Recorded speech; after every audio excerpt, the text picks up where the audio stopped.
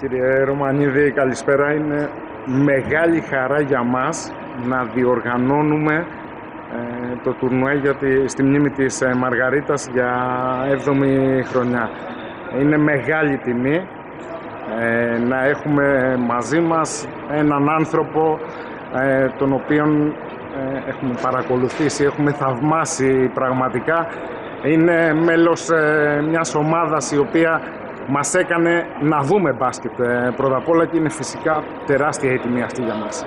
Σας ευχαριστώ πολύ για το καλωσόρισμα και εμάς είναι μεγάλη χαρά που συμμετέχουμε στο 7ο τουρνουά για τη Μαργαρίτα.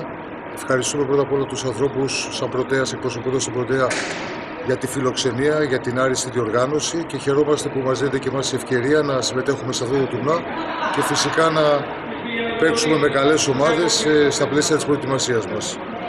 Μια εξαιρετικά καλά οργανωμένη ομάδα. Ο Πρωτέας νομίζω ότι στην Αθήνα τα πράγματα είναι γνωστά, στην επαρχία πολλές φορές δεν είμαστε τόσο κοντά για να έχουμε την εικόνα του πώς λειτουργούν κάποιες ομάδες. Είναι πράγματι μια πάρα πολύ οργανωμένη ομάδα που ξεκινήσαμε πριν από 4 χρόνια και τη συνεργασία μαζί παίζοντας στη Β' Εθνική. Σιγά σιγά τους στόχους που βάλαμε τους πετύχαμε και η ομάδα βρίσκεται πλέον στην Α2.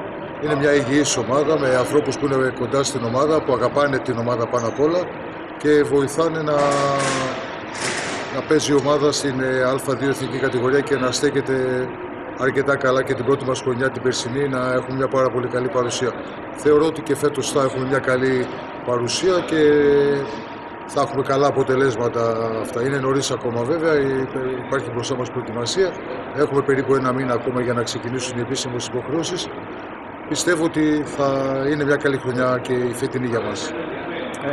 Όταν είσαι απέναντι σε έναν θρύλο της ομάδας του 1987 και όταν αύριο η Εθνική δίνει ένα παιχνίδι μεταλλίου, δεν μπορώ να μην ρωτήσω τι βλέπετε για αυτό το μάτς. Είναι ένα παιχνίδι που το θέλουμε πάρα πολύ. Ξεχνάμε το τι έγινε χθες. Αυτά συμβαίνουν στο μπάσκετ.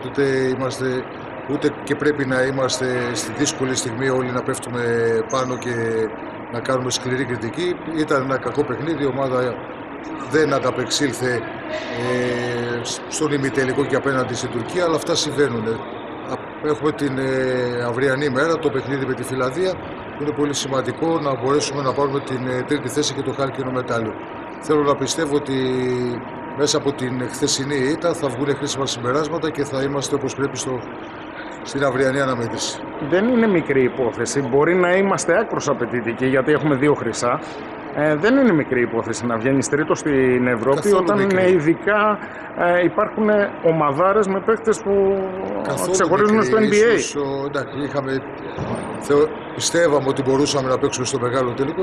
Αυτό δεν συνέβη. Από εκεί και πέρα όμως μην ξεχνάμε ότι έχουμε να παίξουμε και 16 χρόνια σε ημιτελικό μεγάλης διοργάνωσης. Το 2009. Ακριβώς, είναι πάρα πολλά και είναι μια πρώτη τάξη ευκαιρία να κλείσουμε την θεωρώ πετυχημένη μας παρουσία στο Ευρωμπάσκετ, γιατί δεν μπορεί όλη η πορεία να μαυρωθεί από ένα ατυχές αποτέλεσμα.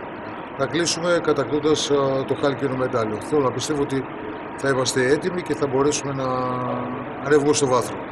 Και θα έχουμε την ευκαιρία αύριο, καθώς είστε στο τελικό, να το παρακολουθήσουμε. Σωστά, και κλειστό. Σωστά.